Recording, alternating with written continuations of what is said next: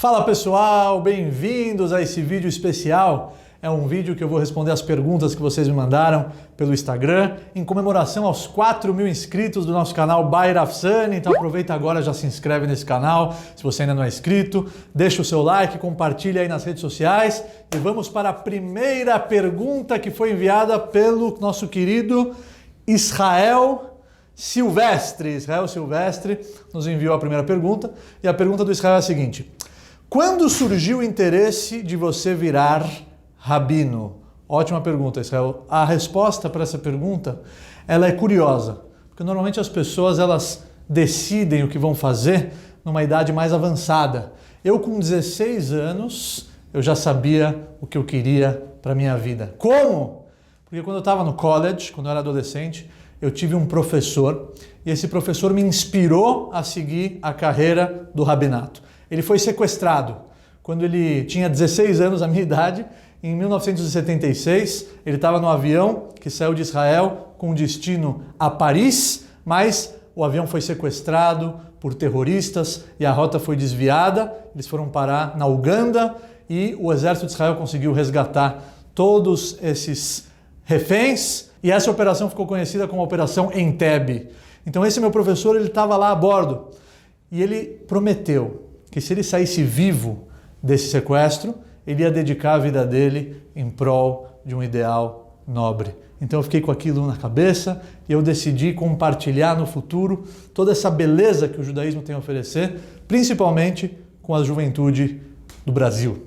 Então, aí nasceu a minha vontade de seguir o caminho do rabinato. Uma curiosidade, se eu não fosse rabino, eu queria ser comediante. Mas cada um tem uma missão na Terra e a vida me levou para o mundo do rabinato. Próxima pergunta, de quem é a próxima pergunta? Vamos ver aqui que apagou a tela.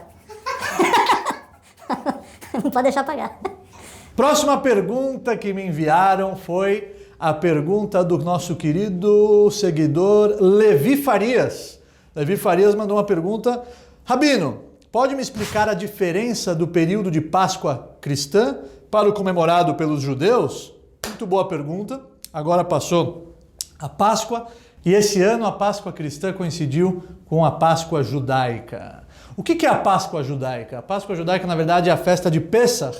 Eu gravei alguns vídeos no meu canal sobre a festa de Pessach, sobre a abertura do Mar Vermelho, porque Pessach nós celebramos a saída do povo judeu da escravidão do Egito há mais de 3.000 anos atrás. O povo judeu ficou escravo 210 anos no Egito, uma escravidão árdua, dura, difícil, milhões de pessoas sofrendo, e Deus enviou Moisés, o maior profeta que já existiu na face da terra, nos libertou do Egito, da escravidão, de uma forma única, milagrosa, 10 pragas, o mar abriu, e de lá, 49 dias depois, recebemos os 10 mandamentos, a Torá, que nós estudamos e transmitimos ela até hoje. Então, essa é a Páscoa judaica. O nome ficou Páscoa judaica, mas o nome correto da nossa Páscoa, na verdade, é Pessach. E Pessach significa pé, sar. Pé em hebraico é boca, sar é conversa. A boca que conversa, porque nessa noite a gente transmite, a gente conversa, a gente relata, a gente vivencia toda essa bagagem, toda essa história que nós vivenciamos, para que ela não se perca jamais. Então, Levi Farias, essa é a resposta do que significa a Páscoa judaica.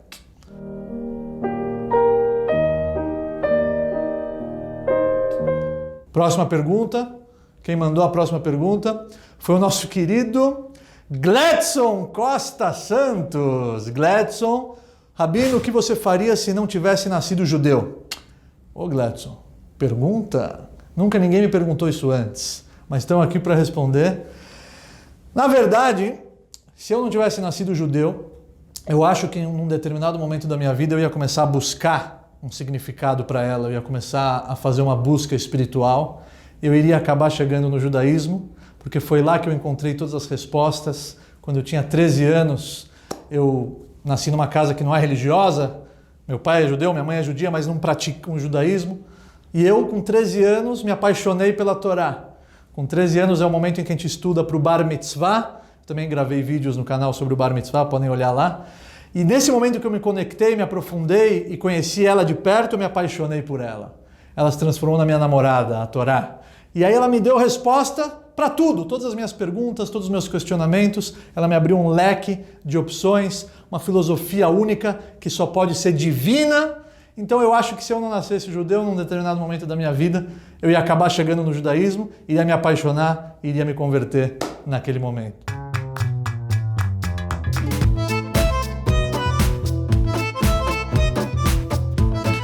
Pessoal, próxima pergunta eu vou responder agora diretamente para o nosso querido seguidor, José Rokumbeck.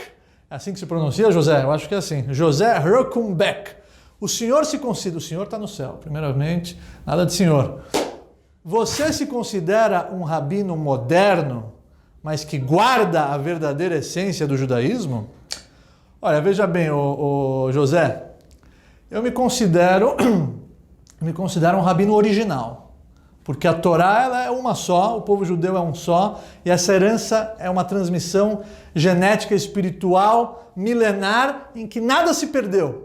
Pelo contrário, cada ano que passa a gente consegue extrair cada vez mais lições dessa obra divina. Então eu acho que eu sou um rabino original, autêntico, que abraçou o judaísmo como ideal de vida, e a minha missão é compartilhar esses ideais com o maior número de jovens e de pessoas pelo planeta fora. Mas eu me considero moderno também, porque você está me assistindo como agora? Eu estou com um canal no YouTube, Bairav Sani, eu também abri uma conta no Instagram, eu estou nas redes sociais, eu estou utilizando toda essa tecnologia do século XXI para o bem, para poder ter um alcance maior, como se fosse um grande megafone em que eu posso chegar até você. Não sei onde você está me assistindo, pode estar em Manaus, pode estar em Porto Alegre, pode estar em Miami, na Alemanha. O Bairav Sani chega em todos esses lugares graças à tecnologia. Então eu sou um rabino original, autêntico, moderno, porque eu utilizo da modernidade em prol de ideais nobres. Falando nisso, desse grande alcance que o nosso canal e que a internet nos proporciona, deixa aqui nos comentários de onde você está me assistindo. Eu estou curioso para saber até onde essas mensagens estão chegando. Deixa aqui no comentário que a gente vai te responder lá com muito carinho.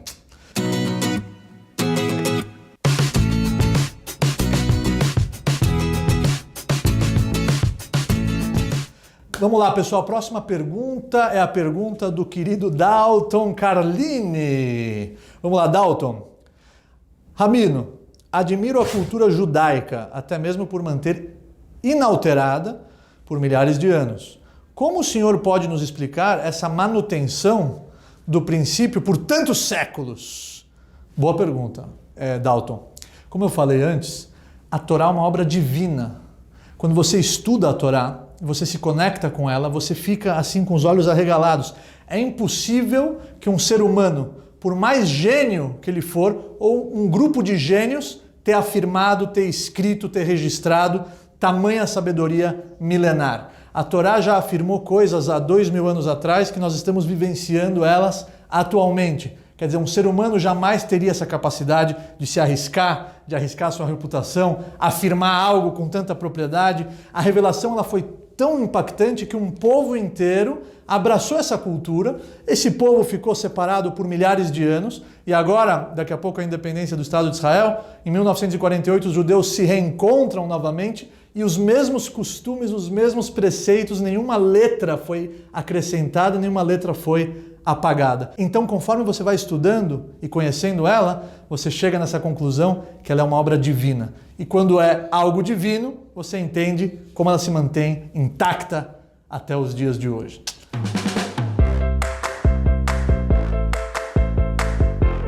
Então vamos para a próxima pergunta, que é a pergunta do grande Bernard. Bernard, tem algum site bom para aprender hebraico? Tem. Tem vários. Não vou indicar um porque senão vão falar, o Rabino tá. Tem vários, procura no Google. Aprenda hebraico. Você vai encontrar lá, eu tenho certeza, de centenas de sites que você vai aprender o hebraico. Eu aprendi hebraico porque eu morei em Israel 8 anos. E o hebraico, e antes de ir para Israel eu já sabia o hebraico do estudo. E o hebraico moderno hoje da conversação eu peguei quando eu morei lá em Israel 8 anos. Mas o hebraico é uma língua fácil, não é uma língua difícil. Para quem sabe, é fácil.